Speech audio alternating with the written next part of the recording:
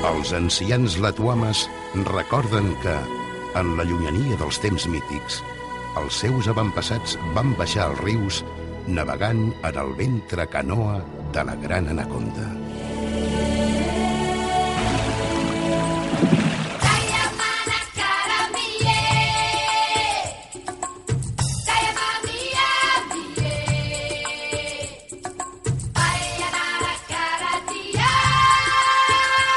A Catalunya Ràdio, els viatgers de la gran anaconda, amb Toni Arbonès.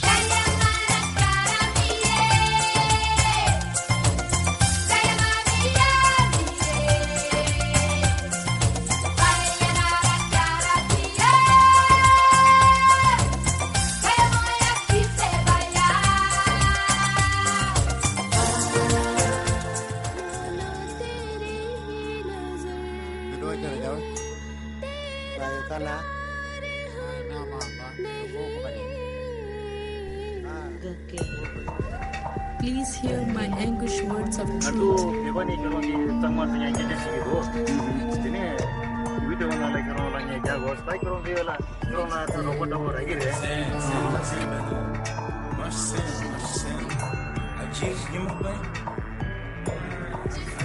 Les llengües de l'anaconda.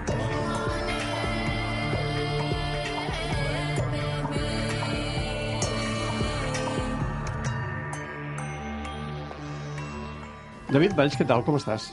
Molt bé, moltes gràcies. Avui ens vols parlar amb Sahamaka? Sahamaka. No ens entendrem pas amb Sahamaka. Ja saps que aquí no ens entenem mai gaire. No, esclar. No. Sort del català, que és de totes les llengües la que s'entén millor. El que va fer el món es va quedar descansat, amb tantes llengües. Exacte. Doncs sí, parlem del Sahamaka, que és una llengua d'origen crioll. David Valls, lingüista. Ja explicarem després què és el crioll, no? Que es parla al Surinam i a la Guaiana francesa, a Sud-amèrica. Sí? Són aquells territoris del nord-est. Sí, aquella punta allà... Tan desconeguts, perquè Surinam, et diuen Surinam, i tu diries que és un país sud-est asiàtic. Sí que sembla. No el poses a Sud-amèrica, Surinam. Sí. Doncs sí, parlarem d'aquesta llengua d'origen crioll. I veig que vens acompanyat avui, Sí, i avui venim acompanyats amb tota una experta, amb la Mònica Barrieres, que és lingüista. Benvinguda, Mònica. Hola, gràcies. I que va fer el doctorat, va fer la tesi doctoral amb aquesta llengua, amb una tesi titulada Aproximació a la llengua Sahamaka, un assaig i descripció.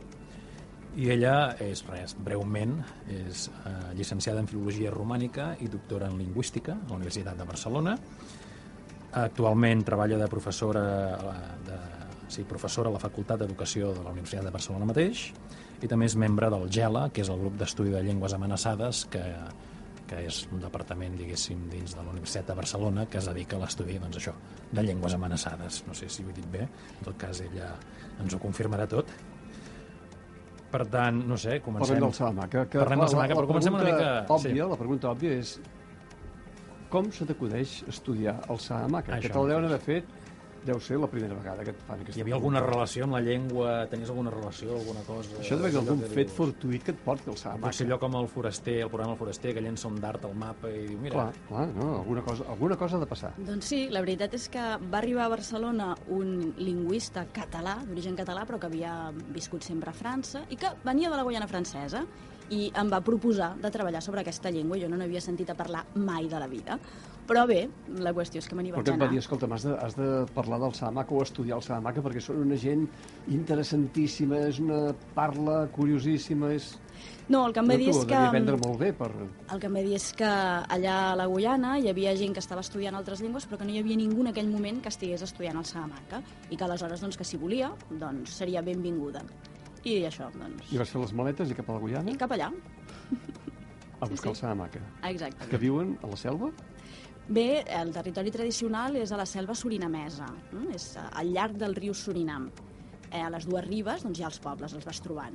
Però després, clar, n'hi ha molts que marxen, no? I hi ha una comunitat bastant important que viu sobretot a la zona costanera, sobretot a prop de Saint-Laurent-du-Maroni, a la Guaiana francesa. Llavors, bé, jo vaig començar per la Guaiana i vaig anar avançant fins que a poc arribar també al territori tradicional, al Surinam. Avançant, imagino la Mònica amb un ganivet d'aquells de tallar jungla, no? per entremig dels matolls i de les feres i així? No, a la carretera. No tant. Primer per la carretera. Després ja la cosa ja es va complicant, després agafes un gran camió que et porta per terres vermelles i després ja en Piragua. Per terres vermelles? Sí, perquè és una terra molt vermella, d'aquesta, diguéssim que t'ho embruta tot i vas ple de pols. Que es tira de terreu. Exacte. I després ja en Piragua, que també és una cosa ben divertida. Sí, vas anar descalça sobre la terra vermella? Descalça no, amb unes bones xiruques. Sí, vas anar ben calçada, sí. Va, una mica en matèria, abans hem dit que era una llengua criolla, jo ja n'he parlat en algun programa, no has parlat, però com que tenim l'expert en llengües criolles, què és una llengua criolla, va? Doncs aviam, per començar a definir què és una llengua criolla, primer ens cal parlar de què és un pidgin, jo crec, i així ho entendrem millor, no? Un pidgin seria una llengua que té unes estructures doncs, reduïdes, limitades i també molta variació, perquè justament es crea quan dos grups, per exemple, tenen un contacte que no és gaire intens, per exemple per comerç o així, i necessiten una llengua. Llavors la creen, però és una llengua, clar, que només serveix per aquests contactes i per tant no és la llengua de ningú i és una llengua que només serveix per això. Té vocabulari de comerç, si la fem servir pel comerç. En canvi, un crioll seria quan això que s'ha creat en una situació de necessitat comunicativa... De sobte o no tant de sobte, això també és un tema que es discuteix, no? Si és un procés més lent o més ràpid, doncs acaba sent la llengua d'una comunitat. És la primera llengua, no? La llengua l'LU o la llengua materna d'un seguit de persones, que aleshores, evidentment, acaba sent una llengua com tota la resta, perquè una comunitat necessita desenvolupar-la, necessita poder cobrir totes les necessitats comunicatives, no?, d'aquella comunitat. Per tant, acaba sent una llengua com les altres. Acaba tenint ja un vocabulari més extens, no només dedicat, per exemple, al comerç, el que sigui, no? Clar, sí, tot. És a dir, allò que permet a qualsevol llengua, no?, parlar de tot. I totes les necessitats comunicatives, registres, tot. Sí. És a dir, que el Salamanca vindria a ser això, l'evolució d'un pidgin primer i un crioll després. Ja veurem que el Salamanca, a més, és més complicat, perquè no seria l'evolució d'un sol pidgin o crioll, sinó que té uns quants elements. Té unes quantes particularitats que... Per exemple, quines llengües van entrar en contacte allà perquè es creés primer aquest pidgin i després un crioll? D'on ve això? Clar, és que, de fet, hi ha una cosa interessant i és que al Surinam i a la Guaiana Francesa hi ha un grup de criolls, no?, que estan com relacionats. Tenim l'Esranan, que seria el crioll de plantació del Surinam, sí? I després tenim les llengües que s'anomenen buxinengues o bucinengues, que ve de bosc negres, de l'holandès, no?, que serien els negres del bosc o de la selva. I aquí tenim el Njuka Lukupa Amaka, per exemple, que és una llengua però 3 comunitats. Tenim el Kwinti i llavors tenim el Sahamaka Matawai, que també serien com 2 comunitats però amb una mateixa llengua. Doncs resulta que aquests criolls de Surinam, recordem, antiga Guaiana holandesa, d'acord? Doncs són criolls de base anglesa, tots ells, sí? Però el Sahamaka no és un crioll de base anglesa, sinó que és un crioll de base anglesa i portuguesa. És la particularitat que deia, perquè segurament al darrere hi ha 2 pidgins o 2 criolls que d'alguna manera conflueixen, sí?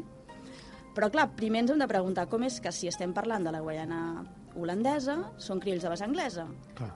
Doncs perquè justament abans de l'arribada dels holandesos hi va haver una època relativament breu, però Déu-n'hi-do, de presència anglesa.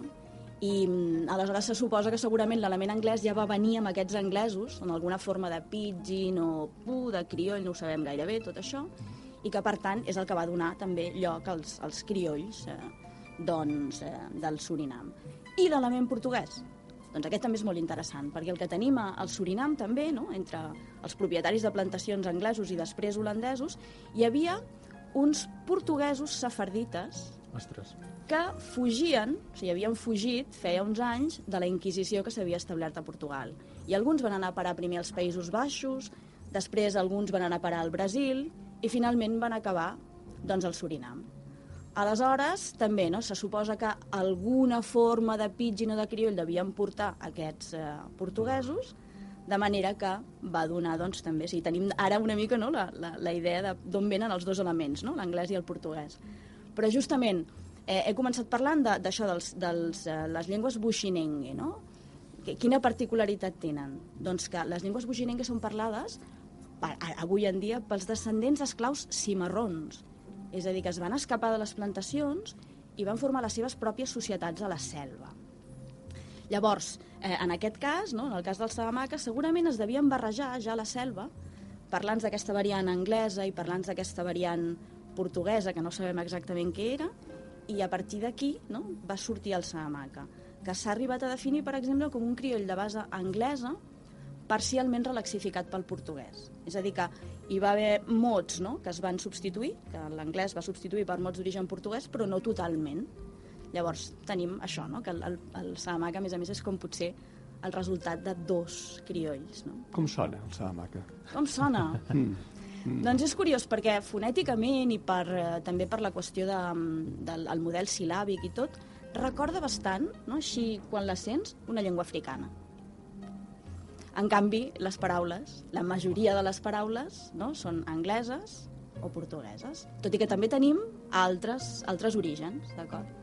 I el portuguès aquest dels sefardites, de fet, ja devia ser un portuguès empaltat, potser d'hebreu una mica... No gaire. Tot el que detectem és portuguès, només hi ha una paraula, que és el saba, que dona nom a un dia de la setmana, que a més no és dissabte, i això seria un tema que hi ha un altre dia. Ostres, però hi ha el saba i el piquissaba, però seria l'únic, no? Tota la resta, en realitat, és portuguès. Però també hem de pensar això, no?, que l'anglès que hi ha en Salamanca i el portuguès que hi ha, doncs són això, són del segle XVII, no?, també. Això ho hem de tenir clar, que és el moment en què entra, i a més després aquests criolls no estan en contacte amb les llengües lexificadores, no?, amb les llengües que els donen les paraules, per tant, ja no tenen més entrada, no?, d'això.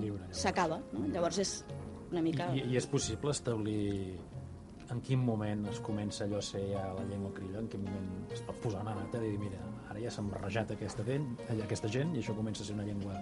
Doncs, evidentment, això ha de ser després de les fugides i quan ja s'estableixen a la selva, s'han d'alguna manera barrejat, no?, els dos grups. Llavors tenim alguna data orientativa. A partir d'investigacions que s'han fet, hi ha una data que podria ser, no?, la de la primera fugida, que va donar, diguéssim, origen a un dels clans més importants del Salamanca, no?, que són els Machau. I podria ser cap al 1690. 1690. Aleshores, d'alguna manera es considera, doncs, això, que en els 20-30 anys de després, no?, això seria ja la llengua que és més o menys avui, evidentment, en el sentit que després, evidentment, ha anat canviant, no?, com qualsevol llengua natural. Però és que també ara es tendeix una mica en l'àmbit de la criollística a mirar-se, o almenys hi ha propostes de mirar-se els criolls, una mica com tot el contacte de llengües normal, és a dir, una mica deixar de parlar de l'especificitat de les llengües criolles i de portar-ho més a processos més habituals al món de contacte de llengües. Sí, que n'hi ha molts. Bé, ara jo, com sempre, el Toni ja ho sap, me'n vaig un moment de tema, però és que mentre escolto la conversa, oi, penso en coses. Te'n vas molt lluny? O... No. Clar, jo ara pensava, quan els normands van arribar a Anglaterra i van portar el normand, que no era francès, ben bé, però és igual, van portar el normand cap allà, no?, i aquest canvi tan fort que va experimentar l'anglès, que és una llengua germànica, no?, que gràcies als normands, doncs per nosaltres, encara que hi hagi gent que digui que no, és una llengua fàcil, no? Clar, de fet, l'anglès és un crioll com una casa, no? O no? Què en penses? D'alguna manera sí que hi ha aquest procés ara que no ens sent ningú, eh? Sí. Aquest mateix procés que dèiem de relaxificació, no?, d'alguna manera, és a dir, de substitució, no?, de les paraules. Segurament seria això, també, una mica, potser no un crioll, però bé, dins d'això que dèiem, no?, del contacte de llengua, és una cosa una mica barrejada, no? És a dir... Molt barrejada, perquè té un...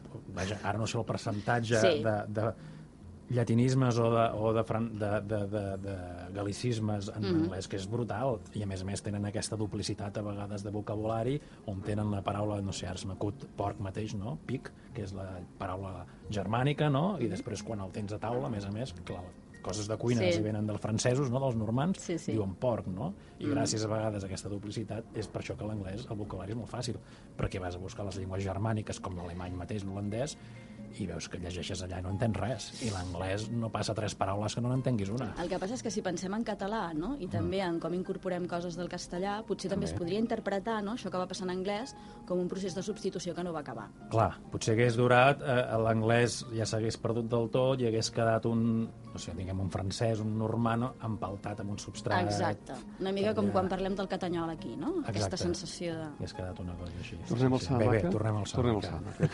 Tu arribes a la Guyana i com ho fas per introduir-te a les comunitats de parlants del Salamanca? Jo primer de tot vaig començar treballant en un laboratori, no? I a partir del laboratori, que coneixien gent... Era un laboratori de química? Era l'IRD, no? l'Institut de Recherche pour le Développement francès. Correcte. Llavors hi havia un laboratori de lingüística dins d'aquesta estructura, amb lingüistes per allà que treballaven... Perquè quan es diu laboratori tendim a pensar en qüestions, no? Sí, en provetes i... Exacte, coses d'aquestes. No, però els lingüistes també tenim laboratoris. Per això era bo de matisar-ho. Sí. Llavors vaig començar a treballar amb uns informants que em van proposar primer fent elicitació, no? És a dir, que d'alguna manera tu vas preguntant, vas demanant, i això com ho dius, llistes de paraules, fotografies, i així vaig començar una mica a avançar amb la llengua. Aprendre Saamaca. Aprendre Saamaca. Després ja vam començar amb textos, no? I a partir d'aquí ja em van dir, ara ja seria qüestió que anessis a alguna comunitat. Treball de camp. Sí, treball de camp i immersió, no? I a partir d'aquí vaig anar a parar a un assentament a prop de la carretera, no? A prop de Saint-Laurent-du-Maroni, la carretera que va de Cayena a Saint-Laurent, però molt a prop de Saint-Laurent-du-Maroni, on hi havia doncs, un poble Saamaca que s'havia instal·lat allà, no? I feien vida bastant a la Saamaca, però allà al mig. Quedaven bastant amagadets. Però ells que són pagesos, són ramaders, són recol·lectors de mel al bosc? Tradicionalment eren pagesos, és a dir, sobretot les dones cultivaven, i per cert cultiven arròs, és a dir, la base de l'alimentació és l'arròs. Veus com quadres? Surinam, sud-est asiàtic i arròs. Sí. Un altre element que ens porta... Sí. És un país desubicat. Ui, després, hi ha gent de Laos allà també que cultiva arròs molt bé a la Guaiana Francesa, això també és molt interessant. Gent de Laos que conrea arròs a la Guaiana Francesa. Sí, i més coses, se n'han sortit molt bé i han cultivat moltes coses de... Sí, això seria un altre tema, però... Llavors, dèiem això, no? Cultiven, doncs, vegetals i arròs, i els homes caçaven tradicionalment. No tenen bestiar perquè a la selva no pots tenir bestiar, però caces. I a més, clar, tenien tot un seguit, això que diem, no? Que diguéssim, les comunitats que viuen a la selva cuiden l'entorn, no cacen desmesuradament, sinó que tenen uns sistemes de control, tenen uns tabús, tenen tot un seguit de coses. Si són indígenes, sí, si són colons és diferent. Efectivament. Sí, en aquest cas són indígenes, no? Perquè fa molts anys que estan establerts allà. I quanta gent parla el Saamaca, aproximadament? Aviam, no tenim dades oficials, evidentment, però hi ha una estimació del 2014 que ens parla de 90.000 persones, 90.000 saamaques. I, de fet, d'en Yuca l'Ocupama, que també en serien uns 90.000, i després ja anem una mica més avall amb els més petits. Escampats per assentaments vora la selva. Bueno, ara us dic perquè és interessant, perquè en realitat estan molt repartidets. Aviam on ho tinc, això, les dades, perquè justament n'hi ha molt poc, és el territori saamaca. Dèiem, 90.000 persones, doncs només unes 28.600 viuen al territori tradicional, d'acord? De fet, en general, totes aquestes serien dones i nens, o gent gran. Els homes... que viuen als territoris tradicionals. Sí, el que seria... Com que són caçadors, doncs hi corren món, no, David? Sí. Bé, la qüestió és que cada vegada menys poden viure així, perquè necessiten coses o volen tenir coses, i molt sovint els homes marxen a treballar fora, d'acord? I a vegades s'emporten una de les seves dones, perquè hi ha també poligínia, i alguns nens que neixen allà poden tenir més d'una dona, sí. I les dones més d'un home? No, això no. Oh, hi ha cultures que sí. Sí, aquí no. No arriba hi ha cultures doncs, que els homes eren pastors i de sobte, doncs, com que l'home estava molt temps fora, la dona tenia dret a amistançar-se amb el seu germà o amb algun tifós. No, aquí no. En canvi sí que són matrilineals. És a dir, que la línia que marca... La línia és femenina, sí. Això en Carles Santa Susagna, que va viure a la selva de la Guaiana Francesa molts anys i que havia fet cròniques per aquest programa, me'n recordo que m'explicava que algun cop havia anat en festes de les comunitats i diu, les dones ballaven amb els tambors grossos, pom, pom, pom, pom, pom, amb els peus a la terra. I els homes ballaven seguint els tambors més petits, tic, tic, tic, tic, tic, tic. És a dir, que van picant aquí i allà, no? Volguem dir que, d'alguna forma, el que portava el pes de la família era la dona, dones amb fills de molts homes, a vegades, no? Sí, bé. Molt bé. I la llengua es transmet... Espera, perquè encara no us havia dit 28.600 del territori saamaca, això, no? Ells en diuen saamaca, no? Això és a saamaca. Algun significat? Realment el nom de la llengua ve d'un riu, el riu Saramaka del Surinam, que és on es van instal·lar al començament, quan van començar a fugir. Però després es van traslladar al riu Surinam i ja els ha quedat el nom Saamaca. És a dir, que no té cap... No és, no?, com altres noms, és una particularitat. Llavors, n'hi ha uns 29.000 que són al voltant de Paramaribo, que és la capital del Surinam. N'hi ha uns 25.000 a la zona costanera de la Guaiana i després n'hi ha uns 7.500 als Països Baixos, és aquí, a Europa, aquí a prop. Clar, perquè tenen algun acord allò amb els països, el sex, clar, el Surinam, clar, evidentment encara té una vinculació evidentment més estreta, no?, amb els Països Baixos. Una mena de privilegi, diguéssim, allò polític de que els donen la nacionalitat. Suposo que deu ser més fàcil.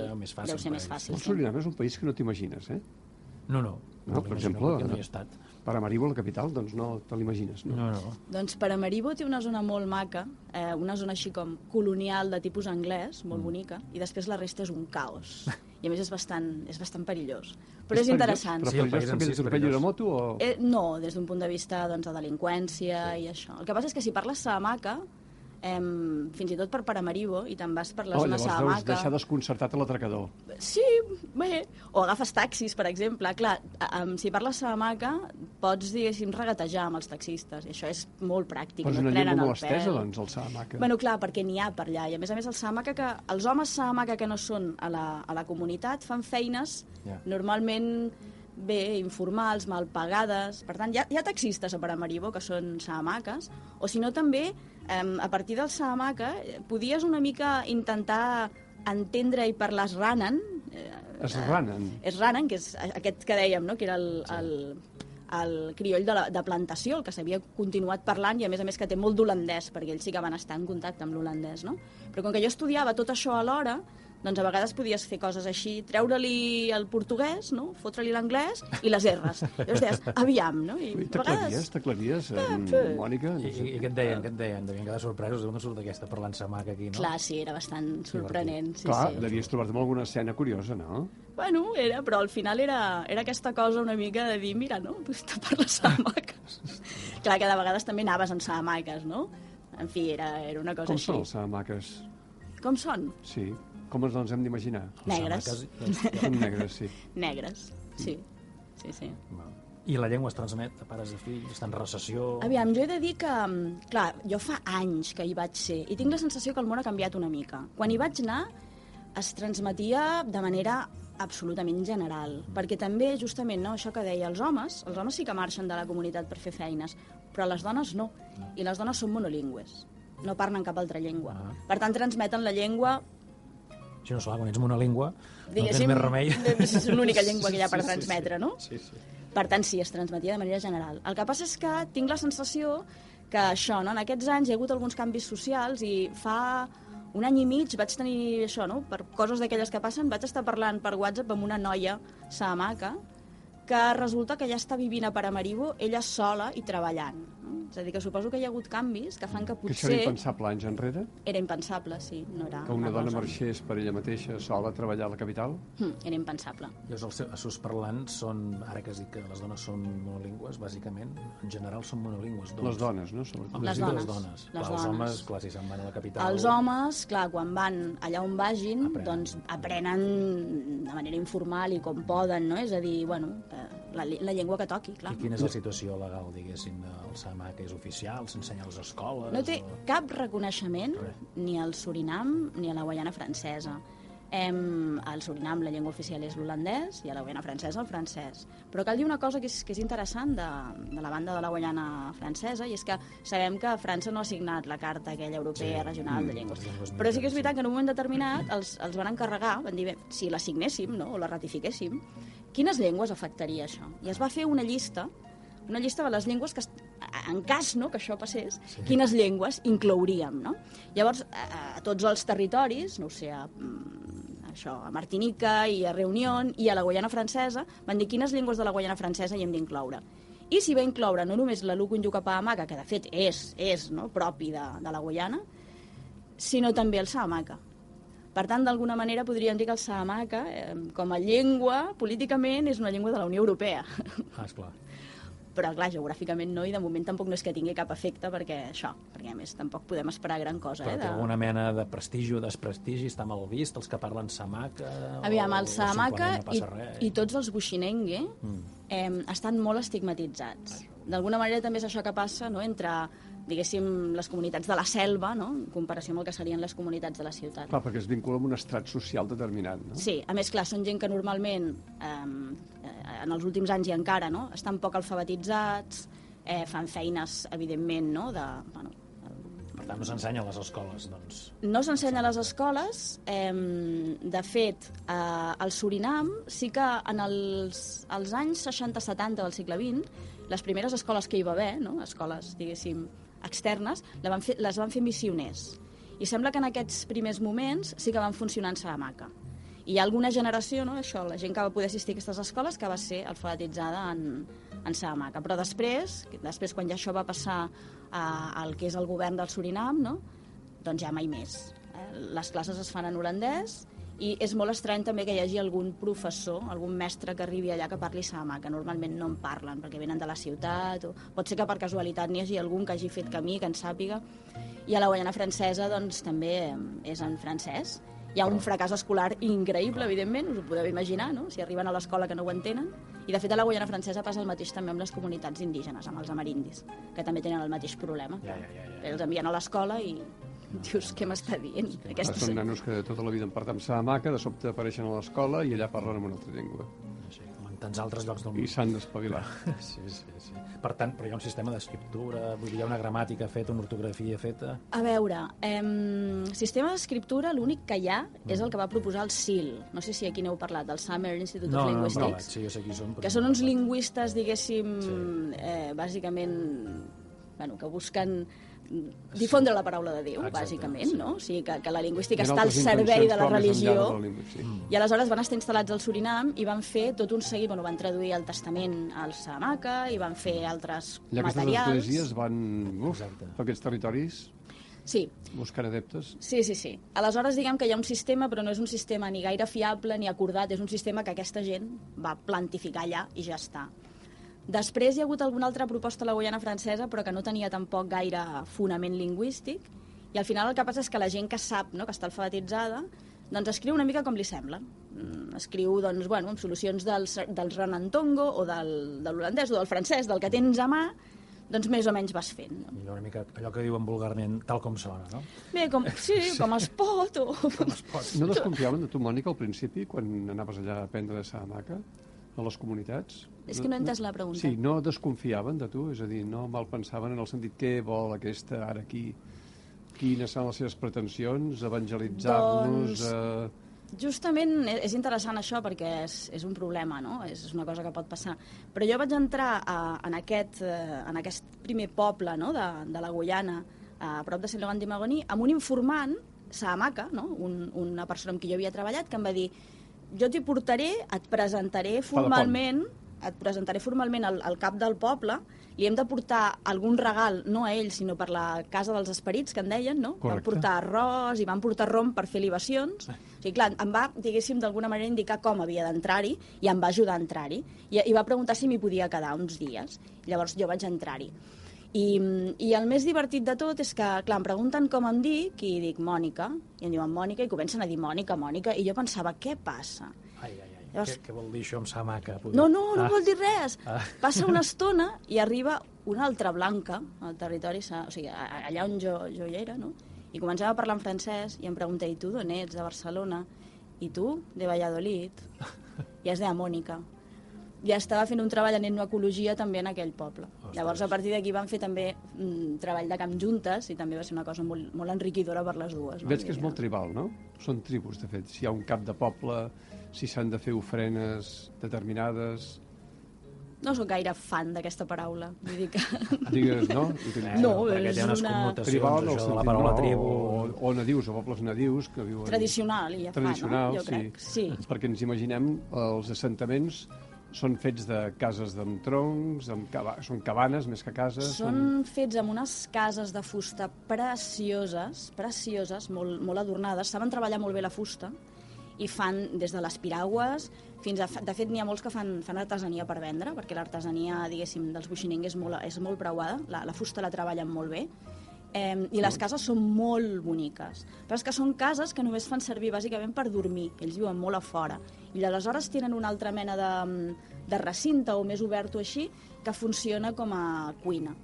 I viuen així. És a dir, de fet, a les cases, no, aquestes cases de fusta, bàsicament hi penges l'hamaca per dormir a la nit. Són palafítiques?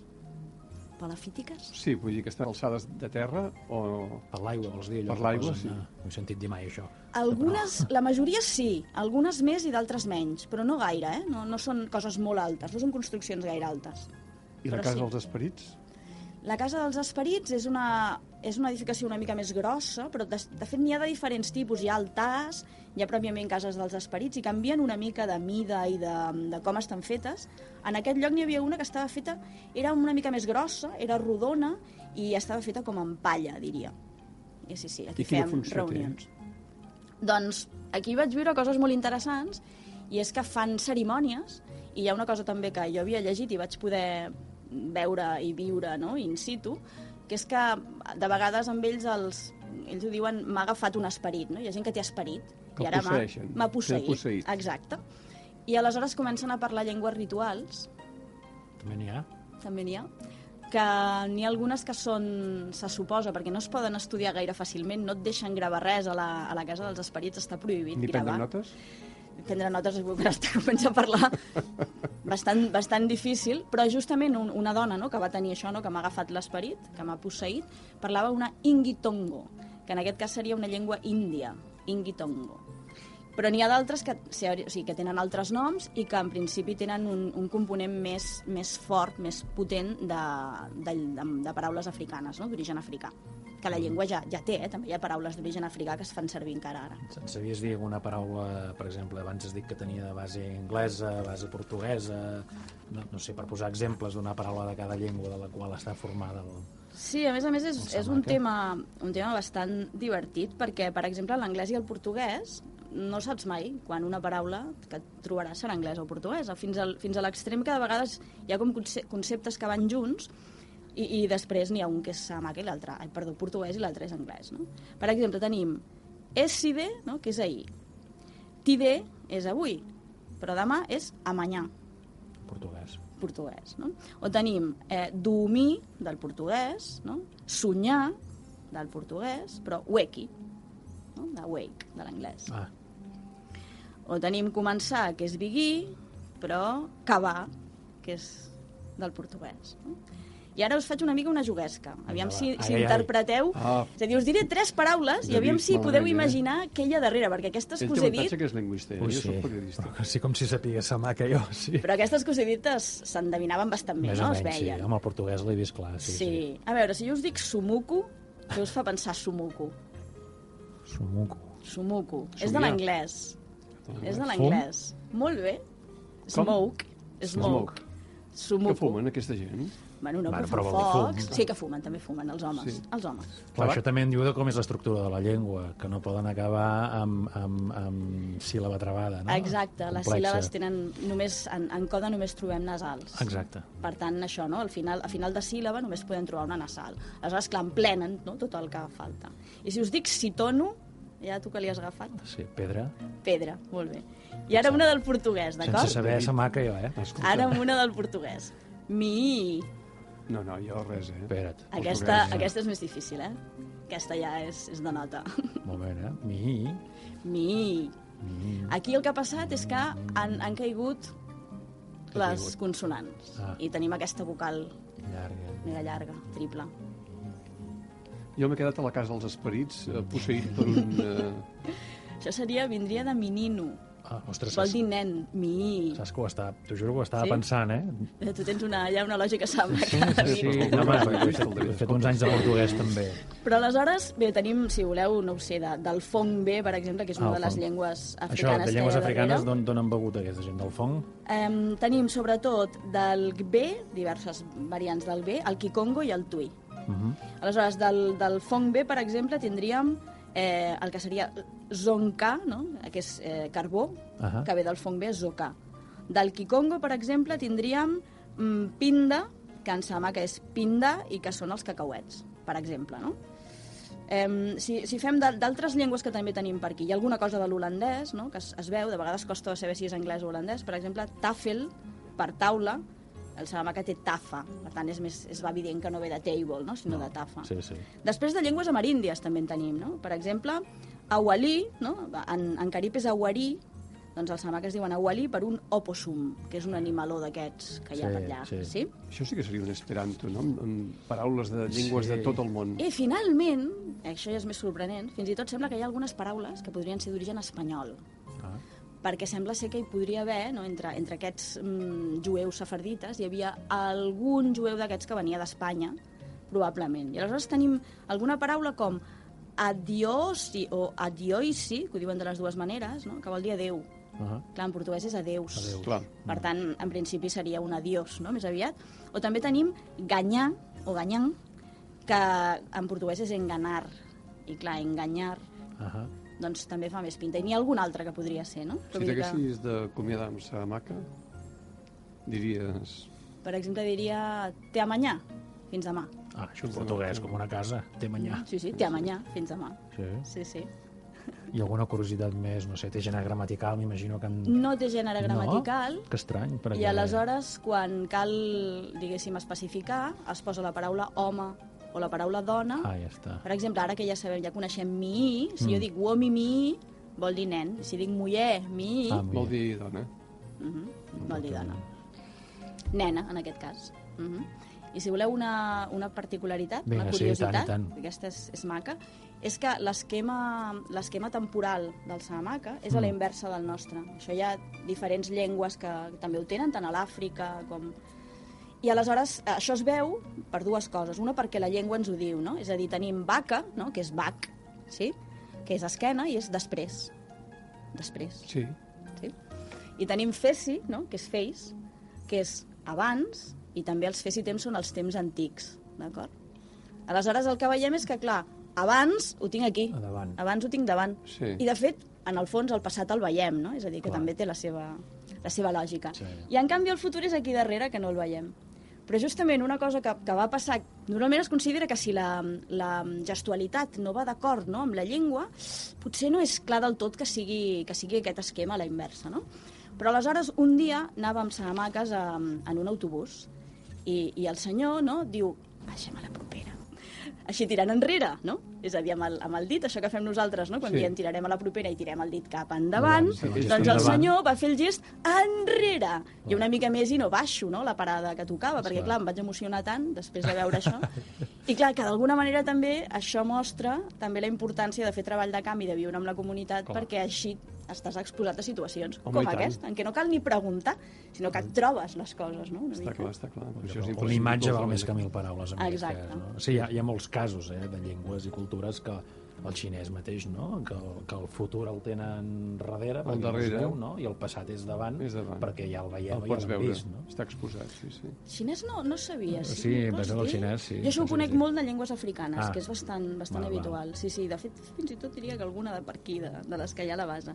Però sí, és en altres llengües. L'Aimara també, veus? L'Aimara també ho té, això. Sí.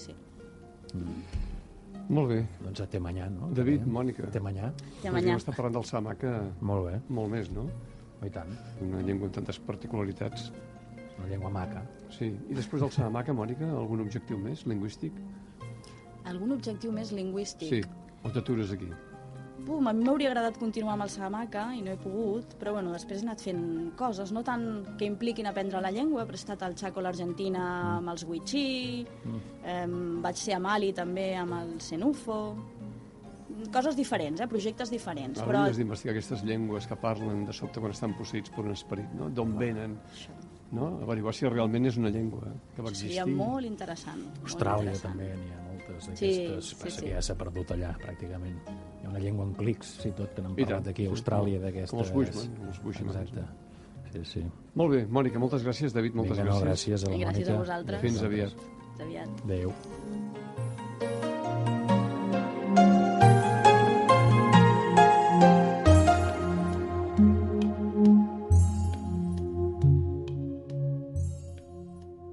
Els viatgers de la Gran Anaconda, amb Toni Arbonès.